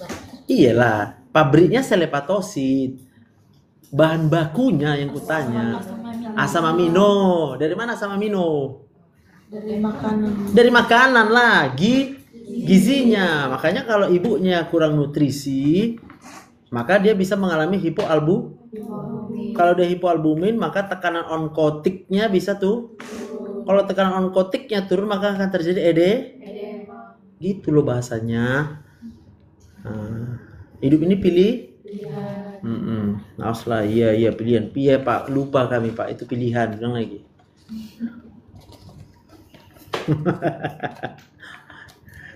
Jadi harus bisa kalian kejar dulu ilmu kalian ini. Ilmu yang paling perlu kalian tahu adalah, ya, coba kau dulu tahu, Ocha. Kau tahu kenapa kau hidup? Kenapa? Ya itu kalau jawabanmu kau nggak pernah kuliah di kedokter. Tapi gak usah lah kau khawatir. Semalam aku ngajar Panum, ya kan, yang mau koas, ya kan. Gak tahu juga orang itu. Gimana kalian mau koas? Tapi nggak tahu kalian kenapa kalian hidup. Cok yang kau tahu aja loh. Kenapa kau hidup? Satu. Karena organ-organ tubuhnya masih bekerja. Apalah rupanya organ-organ tubuh kau itu yang bekerja itu? Otak, ginjal, Otak, ginjal, jantung, apa lagi? Hati, ya. Terus. Terus karena masih menghirup oksigen. Oh, oksigen. Untuk apa rupanya oksigen itu? Nanyanya pelan. Untuk keberlangsungan hidup, Dokter. Keberlangsungan.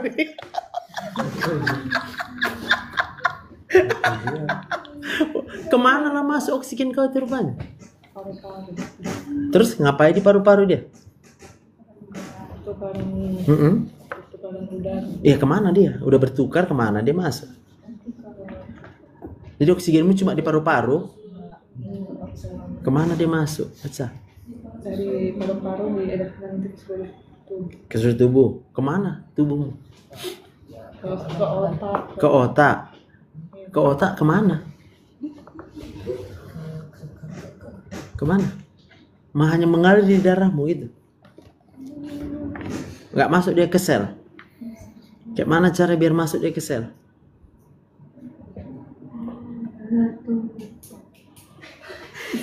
Melalui membran. Jadi sel yang mana yang pakai oksigen? Yang ada mitokondri. Apalah mitokondria? Cadangan makanan. Mitokondria itu untuk rumah pembentukan energi. pembentuk energi. Apalah nama reaksi pembentuk energi? Ocha. Pilihan. Satu bisa energi terbentuk dengan oksigen, satu bisa dengan anaerob. Bedanya kalau dia dengan oksigen lebih banyak ATP. Kalau dia pakai yang anaerob lebih sedikit Maka supaya bisa jadi aerob harus ada oksigen. Melalui reaksi siklus Krebs. Gitulah. Itu baru kau tahu kau kenapa baru kau boleh bilang dengan sangat sadar, aku menyadari semua hanya karena anugerah tuh. Itu. Tapi kalau kau tadinya bukan sekolah di kedokteran, kita hidup karena Tuhan. Ya haleluya lah begini. Tapi berhubung kita tamat dari Universitas HKBP Nomensen tercinta ini, ya kan? Harus bisa terangkan. Jadi gini ya, itu kita hidup karena ada oksigen. Terangkan dulu panjang. Baru terakhir kau bilang semua, tanpa Tuhan kita nggak ada. Sel di otakmu karena Tuhan yang ciptakan, sel di jantungmu karena Tuhan ciptakan, sel di paru-paru karena Tuhan. Semua hanya karena kau tes lagi semua. Coba tarik nafas, kau bilang kan. Siapa bisa bernapas angkat tangan. Kau suruh angkat tangan itu banyak nggak mau angkat tangan nanti tuh.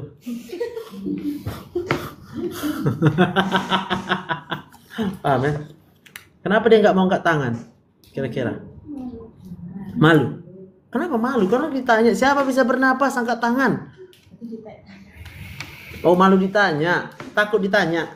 Berarti takut karena berarti salah dia, iya kan?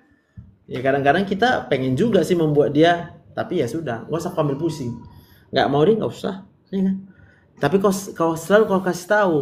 Tetapi mana tahu ada di antara bapak ibu yang mengalami sakit kepala, sakit perut, boleh hubungi gitu kau bilang.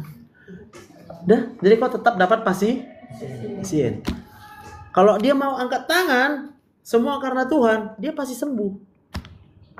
Tapi kau lihat ada yang nggak mau angkat tangan dan mengakui karena Tuhan, dia pasti sakit pada waktunya. Dia masih sehat karena masih ada uangnya, bilang. Kalau nanti udah sakit dia, uangnya udah mulai tipis lah, atau uangnya boleh banyak, tapi nggak tahu dia mau kemana lagi, dia tetap merasa menderita. Datanglah kau Pak, berobat sama aku, bilang. Kau kasih nomor WhatsApp, biar nggak repot kau buat 2 handphone bukan?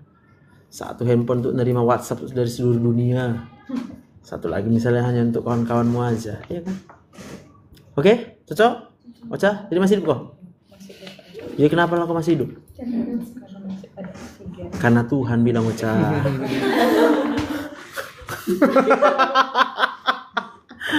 Kalau perlu nanti kau tetap bawa file di handphonemu itu, file buku Guyton.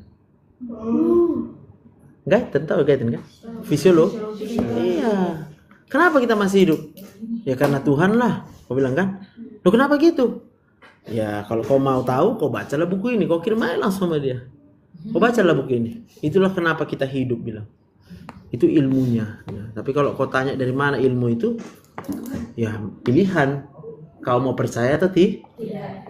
Tapi yang aku tahu, bilang. Yang aku tahu itu hanya karena tuh.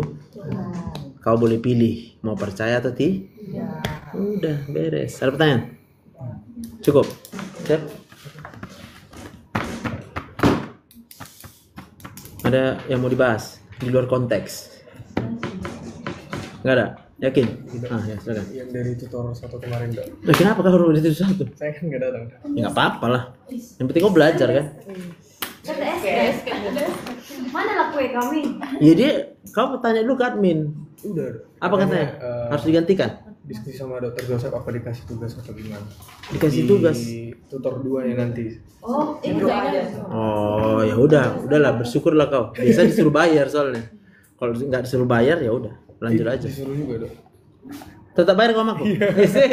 Nama dia gue. Ya beli kau kopi susu depan 8.000. Ya udah kau belikan kami kopi besok. Sama busri dibayar. Siapa? Sama busri di bawah. Gini caranya. Kata dokter Joseph ini bisa dibayar, bilang. Udah. Tapi kau janji di hadapan kami. Kau belikan kami kopi susu depan itu yang 8.000 atau 10.000. Kan sama juga 100.000 kau bayar. Mana kau mau? Ya kalau kau bayar sama Bu Sri pun bayar ke akunya. Tapi kalau kau bilang kata dokter Joseph nggak usah bayar, gak usah kau bilang akan dibelikan kopi susu ini. Kau janji aja sama kami. Hidup ini pilihan. Artinya kau tetap bayar, udah. Mana yang kau pilih? Takutnya nanti double dong. Lo kok double? Kan aku yang bilang. Nanti aku bilang kan. Iya kan? Sebelum pun orang itu apa? Udah ku buat kau di sini hadir. Kayak mana? Paham kan? Kan di sini nanti bisa aku yang buat hadir. Oke dok. Tapi kau beli kopi susu sama kami. Setuju nggak? Boleh dok. Sama soalnya 10.000-nya kan? 10.000 di depan kan? Kalau kalian bayar kan berapa sekarang? Kalau bayar misalnya nggak hadir tutor 160. Oh dapat diskon lagi kau. Oh kalau sama kami mah 100.000. Oh ya. Cocok kan? Boleh dok. Nah gitu lah, boleh dok. Kami tunggu kopi susu kau besok. Aku soalnya belum pernah beli yang di situ, kan lo. Belum pernah beli yang depan itu kopi susunya. Boleh juga kita rasakan ya kan? merayakan kelulusanmu? Abangnya Elva. Mulai nyusul. Apa kata? Abang siapa? Abangnya Elka. LK. Oh, Bang LK. El Karisma. El Karisma. Doakan lah Siapa yang didoakan? Oh iya, Iya. doa aja kalau nggak usah nyuruh. Iya. Kenapa lo kau minta doakan sama dia? Kan nggak apa-apa dokter. Apa yang nggak apa-apa? Biar apa? Biar tepat waktu. Doa akan indah pada waktunya. Maksudnya dia punya banyak waktu mendoakan kalian gitu. Nggak gitu juga. Kan nggak gitu juga kan? Berarti kalau kalian minta dia doakan, kalian bilang lah, apa aku kasih sama kau, biar kau doakan kami, gitulah. Nggak ikhlas. Kau mau ikhlas berapa? Coba pikirkan dulu. Nah, pikirkan secara logika. Kenapa kau minta orang ikhlas, sementara kau belum tentu iya. Pikirkan secara logika. Aduh.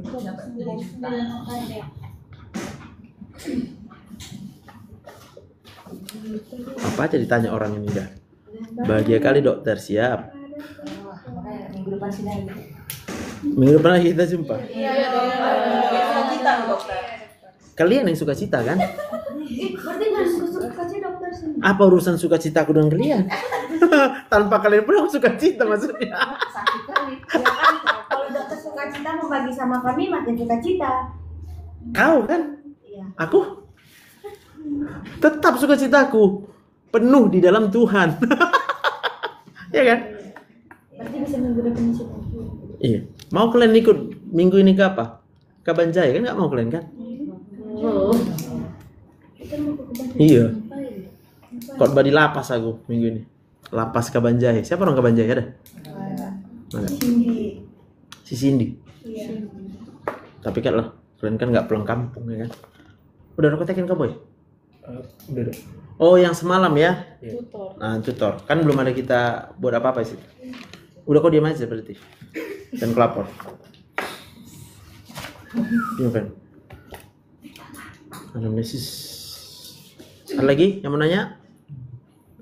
Salam sehat, Linda.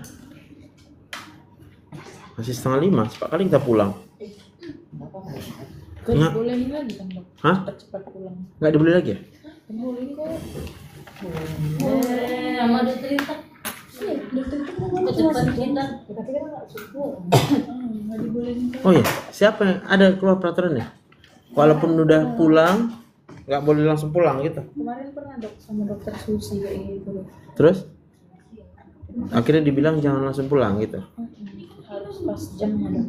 Oh, jadi ngapain kalian kalau misalnya harus pas jam ya? Ya ada lagi dokter yang dibahas-bahas gitu. Ada yang mau ditanya gitu. Maksudnya dosennya tetap sini nggak?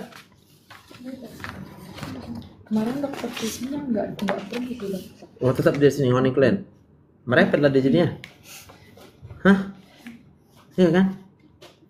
Iya biar tetap aku di sini tapi merepet. Iya kan? Enak direpeti dosen.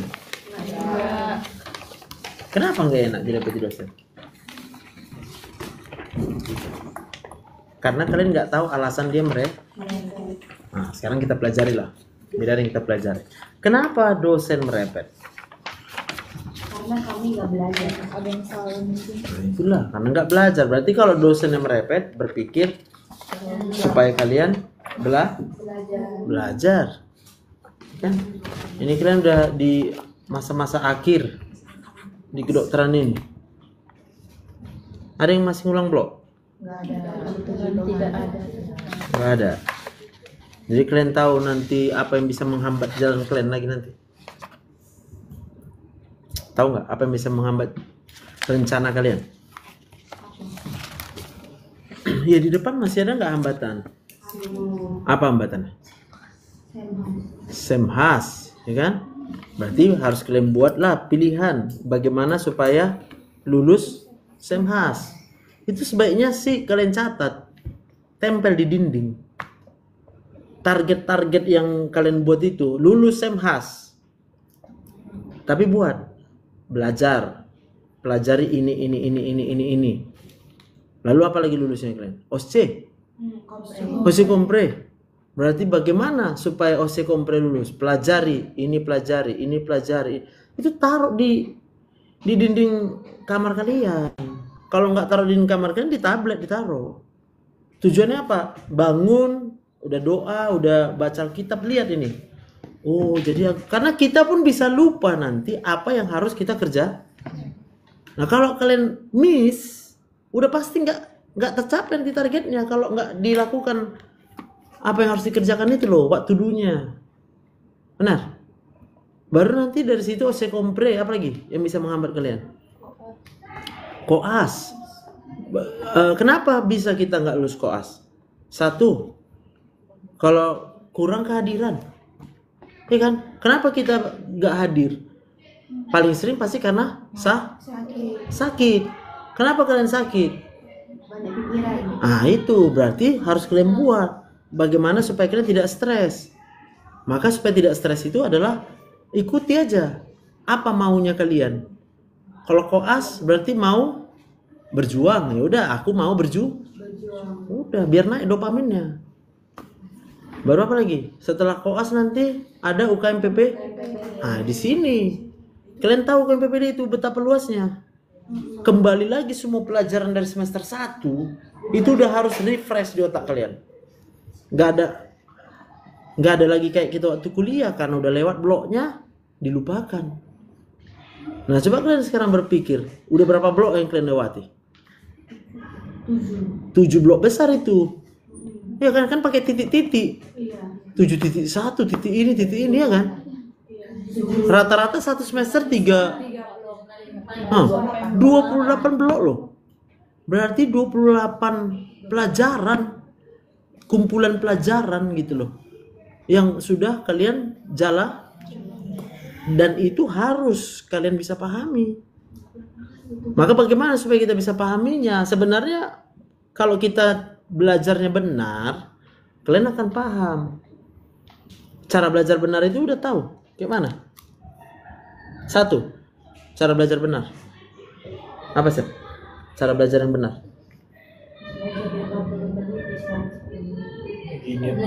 Lagi senang. Ya, yang pertama harus mau dulu. Lalu kedua masalah waktu, manajemen waktu. Kalau udah belajar jam 10 malam nggak betul lagi. Kenapa? Oh, salah orang. Salah kelompok. Ya udah, nanti gue cari ya. Oke. Waktu. Kenapa harus jam 10 malam nggak boleh belajar? Waktunya istirahat. Ya, itu pun tahu. Maksudnya apa hubungannya proses belajar dengan jam 10 malam? Konsentrasi bisa aja kalau konsentrasi jam 10 malam belajar. Bisa. Iya, karena di situ terjadi konsolidasi memori. Semua yang kau pelajari dari pagi sampai sore, itu waktu kita tidur malam hari, itu akan terkonsolidasi. Makanya ada orang gampang mimpi. Mimpi itu sebenarnya adalah yang dia pikirin dari mulai pagi sampai sore, sampai malam sebelum tidur dia mikir itu terus, itu akan masuk ke dalam alam bawah sadarnya. Akan mimpi dia. Sama hal itu dengan kalau kita belajar. Orang yang belajar, tapi belajar itu tahu kan kayak belajar kan? Kuliah belajar? Dari mana kau tahu kalau kuliah belajar kau? Iya, materi ada. Apakah kalau ada materi kau pasti belajar? Enggak. Hatimu di situ, fokusmu belajar itu adalah keinginanmu di situ. Memang kau mau di dalam ruang kuliah? Enggak mau kau kan? Sering kau nggak suka di ruang kuliah? Berarti kalau kita udah merasa nggak suka berada di ruang kuliah, itu berarti kita tidak sedang belajar. Baru kalian review. Udah berapa hari ya? Udah berapa bulan ya? Aku nggak pernah suka masuk di ruang kuliah ini. Itu bukan belajar. Kalau kau hanya masuk di ruang kuliah karena apalagi karena takut itu. Jadi harus kalian ubah. Kalau Bapak dulu ketemu belajar benar itu di semester 3. Jadi semester 1, semester 2 Bapak dulu menjalani yang nggak Bapak mau. Aku nggak mau dulu kedokteran. Aku maunya di ITB, mau teknik. Aku merasa terpaksa masuk di kedokteran karena nggak dikasih pilihan sama aku waktu itu. Apa nggak dikasih pilihannya? Waktu masih SMA semester terakhir itu, ya kan? Tiba-tiba didatangi lah sama guru biologi, guru BP dia. Nak, kau mau masuk PMDK aja, kedokteran? Kenapa Pak? Bilang, nggak apa-apa. Cuma kamu yang memperhatikan Bapak waktu di kelas, katanya kan. Padahal bukan aku perhatikan kalian, karena melamun ya awak. Jadi kawan-kawanku yang lain sibuk ngerjain soal, tunduk semua gini. Memang nggak ribut kami di kelas dulu. Tapi banyak guru ketika masuk merasa dicuekin. Kenapa? Karena semua pada sibuk target untuk SPMB, ujian kan. Sedangkan aku merenung. Kenapa aku merenung? Karena waktu itu bapakku udah sakit. Udah nggak sadar lah gitu, nggak kenal orang lagi. Gini ya, dia merasa aku nego dia. Pas keluar main datangin. Udahlah nak, kau masuk kedokteran mau? Langsung masuk aja, nggak usah SPMB. Nggak tahu Pak, bilang. Dulu aku tanya lah dulu bapakku, bilang. Udah pasti mau bapakmu, bapak daftarkan aja Kian. Mak, ya udahlah terserah lah. Sampai ke rumah, ya baguslah daftar. Jadi ketika udah masuk, meninggal pula orang tua kan, atau bapak kan, kayak mana bapak awak yang mau masuk kedokteran, tapi diambil Tuhan. Mulailah muncul pilihan-pilihan itu kan di otak, kok kayak gini gitu. Akhirnya menjalani 2 semester itu, orang kuliah memperhatikan pelajaran, aku bahas soal. Karena berpikir udah pokoknya aku tinggalkanlah medan ini. Bisa aku pasti lulus di TB, aku pasti bisa, gitu lah. Ya sampai akhirnya mama aku nangis lah, jangan kau pergi, kau tetap di sini aja lah, udahlah, bapak yang mau kau di sini. Makin bingung lah, bapak yang mau kau di sini, tapi bapak udah nggak ada, gitu kan. Akhirnya entah kayak mana pilihannya itu ya jatuhlah kepada pasrah sama Tuhan. Ya udahlah, aku merasa pilihan terakhir pun itu Tuhan, tapi ku ambil pilihan itu. Ya udah Tuhan, terserah Tuhan aja. Udah mulai dari situlah baru mulai belajar serius. IPK aku dulu sampai 1,9. Itu terancam DO. Bayangkan dulu. Jadi semester 2 akhir itu keluarlah surat peringatan. Masuk warna merah. Bisa DO. Jadi makanya Bapak waktu tamat IPK aku dulu cuma 2,98. Gak sampai 3 IP Bapak. Jadi dokter umum. Gitu. Karena apa? Karena jebloknya di semester 1 dan 2. Tapi mulai dari semester 3 belajar lah. Pokoknya fight lah gitu. Dan ketemu enaknya. Ternyata enak kali belajar. Dan bukan lagi ngejar nilai, nggak mau ngejar nilai pun aku sadar berapapun nilai yang aku kejar pasti IPK-nya cuma bisa segitu juga gitu. Aku hanya ngejar belajarnya aja lah, cari puas belajar. Baca buku. Jadi dulu Bapak nggak suka baca apa? Baca ringkas-ringkasan kuliah. Nggak suka aku. Yang Bapak baca textbook. Textbook itu aku baca. Nanti orang ngejek. Udah sampai mana lah kau baca? Karena Bapak nggak mau tidur di atas jam 10 kan? Orang itu kalau udah mau ujian pada begadang. Ngapal semua. Jadi pagi-pagi jumpa pas mau ujian udah bengkak-bengkak mata ya kan? Mata Bapak paling segar ya kan? Terus datang ketawa-ketawa. Aku nggak peduli mau lulus atau enggak gitu loh. Pokoknya aku tahu aku udah belajar. Dan yang aku pelajari bukan sehari sebelum ujian. Dari hari-hari sebelumnya aku udah baca. Makanya nempel di otak kita. Nah kalian akhirnya tiap blok lewat. Tapi dari blok yang sebelumnya itu seringkali nggak nempel dia. Sebenarnya sayang. Kalau itu nempel kian akan terbentuk mindset itu, pola pikir kalian. Sehingga nambah pelajaran kalian udah gampang. Oh ya karena ini. Kalian tinggal ngapal obat, ini obatnya. Cara kerja obat kan tinggal ini kerja cara obatnya. Mau resep tinggal resep. Udah jadi dokter. Gitu. Dan nanti ketemu pula kalian nanti ada UKMPP. Nah itu, di situ yang ngeri nanti UKMPPD ini. UKMPPD ini kemampuan berpikir cepat ini. Ya mau nggak mau akhirnya kalian ikutlah les di luar ya kan. Sayang aja aku rasa les di luar, bukan aku nggak dukung. Udah mahal kan bayar uang kuliah, les lagi di luar ya kan. Gitu. Jadi supaya kalian sebenarnya kalian les karena nggak pede. Benar nggak? Orang yang les UKM-PPD itu karena takut nggak lulus. Kalau udah karena takut nggak lulus, aduh sayang kalah hidup ini, nggak ada pilihan. Ya kan? Itu jadi bisa kok ada, tapi baru 2 orang yang mencatat sejarah dari kita mention yang lulus UKM-PPD, dia nggak les di luar, dia belajar sendiri. Lupa aku namanya. Tapi cuma 2 orang. Lainnya yang lulus-lulus itu memang karena les di luar. Maka akhirnya terpatron lah di otak, oh aku harus les juga, aku harus les juga. Bisa aja nggak les. Jadi kau nanti les. Insya Allah. Ya kalau kau mau nggak les, bisa apa? Kan bisa, ada pilihan kan? Pilihan itu, mulai dari sekarang kan belajarnya benar. Baca textbook.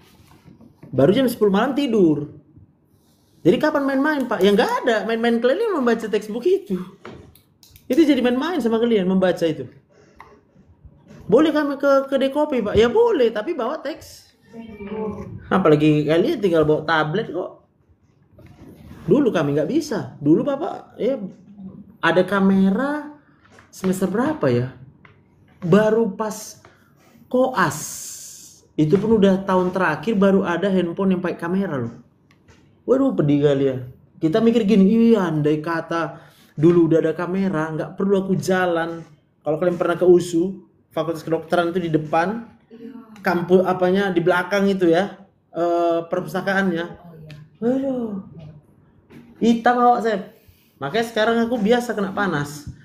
Karena dari dulu udah kena panas, terus jalan kaki dulu awak dari kampus. Karena nggak ada sepeda motor, tuh nggak bisa beli, nggak ada duit, nggak ada duit. Orang nengok ini, kayak mana anak kedokteran ini agak stres kerasa jalan sendiri jalannya. Mana ada yang mau sama awak jalan kaki? Jalan kaki dari kampus, kita ke belakang gitu. Untuk di kampus apa? Baca textbook. Makanya aku bilang kalau ada kian kamera, fotoin halaman berapa. Ini kita mau minjam pun udah batasnya kan dulu peminjaman cuma 3. Ya udahlah 3 buku yang udah dipinjam itu tetap kita baca di rumah. Tapi kan nggak mungkin 3 buku aja, ada buku lain lagi baca di situ. Gitu. Jadi kalian udah enak lah. Perpustakaan tinggal naik lift ya. Tapi itu pun nggak pernah kalian baca buku perpustakaan? Ngeri kan? Pernah kapan? Berapa hari berarti kau baca itu? Dari Senin. Terus Selasa? Baca juga? Di mana kau baca? Di rumah. Kau baca textbook. Betul ya? Harus besok kalau nggak bagus ya hasilnya. Iya. Kayak mana kalau udah membaca kan harusnya bagus lah hasilnya. Iya kan? Iyalah. Dari kemarin dulu lah, ya kan? Itu. Jadi perbaiki aja pola belajar kalian itu supaya bisa maksimal nanti. Oke? Silakan ditutup. Sampai besok, ya kan? Linknya belum kalian kirim itu ya? Link Canva-nya ya? Nah, nanti malam ya? Oke. Untuk teman-teman untuk menutup dari ini, kita berdoa di bawah alaikum salam. Untuk teman-teman, sebelum kita mengakhiri setelah kita dari kita bersatu dalam doa. Terima kasih Tuhan, terima kasih Yesus, terima kasih atas berkat yang Kau berikan dan nafas kehidupan yang Kau berikan ya Tuhan. Tutorial kami sudah selesai, sebentar kami akan pulang dari rumah, pulang ke rumah kami masing-masing, kami masing-masing berkatin kami di perjalanan. Dan juga Tuhan, terima kasih berkati juga dokter yang sudah membantu kami dalam pembelajaran kami hari ini. Terima kasih Tuhan Yesus, amin. Itu. Jadi kau udah nggak pakai apa lagi ya? Makeup ya? Tadi malas dokter. Malas? Jadi menurut kau itu cantik nggak kau sekarang? Biasa aja. Cantik kau loh. Hei, kau dengar aku? Kau tuh cantik. Supaya apa kalian tahu kalian cantik? Tahu kalian? Satu, kau menghargai diri sendiri. Yang kedua, supaya kau nggak bisa dimanipulasi oleh laki-laki predator. Karena kalau nanti lagi libido, ya kan? Ada, kalau laki-laki lagi libido, maka dia tahu kalian tuh butuh dipuji-pujinya kau nanti. Sementara kau merasa butuh puji, maka kau akan jadi korban. Gitu loh. Jadi kenapa belum kau lepas? Ocha. Memang kayak gitu. Jadi aku yang lepas. Mulai besok nggak ada yang masuk kayak gitu sama aku ya. Kau lepas tuh, walaupun mahal kau bilang itu nggak peduli aku. Kau lepas. Kalau dosen yang lain mau nggak apa-apa, sama aku nggak bisa. Iya, bapak pun juga kayak gitu, di rumah sakit juga gitu. Kalau ada perawat yang agak menor kali, aku bilang juga. Kalau kau menor-menor gitu, kau harus agak jauh dari aku, bilang. Kenapa gitu, Dok? Karena aku masih laki-laki normal. Aku tidak mau membuat diriku menjadi dalam masalah. Iya. Karena banyak juga kayak gitu jadi dipakainya. Dekat-dekatnya kita kan. Melambai-lambai dia mendekati dokter. Karena dokter kan ganteng. Dokter banyak duit katanya kan. Enak lah katanya. Maaf lah aku bilang duitku. Aku memang ganteng aku bilang. Tapi bukan untuk kau aku bilang. Aku gantengnya untuk istriku lah aku bilang. Duitku memang banyak tapi bukan untuk kau. Duitku untuk iya hiduplah istriku aku bilang. Bukan untuk kau. Oke Cah. Gak apa-apa lepas ya kan? Hah? Enggak? Susah melepasnya? Iya. Oh ini yang permanen. Oh sorry Cah. Udah pakai lah Cah.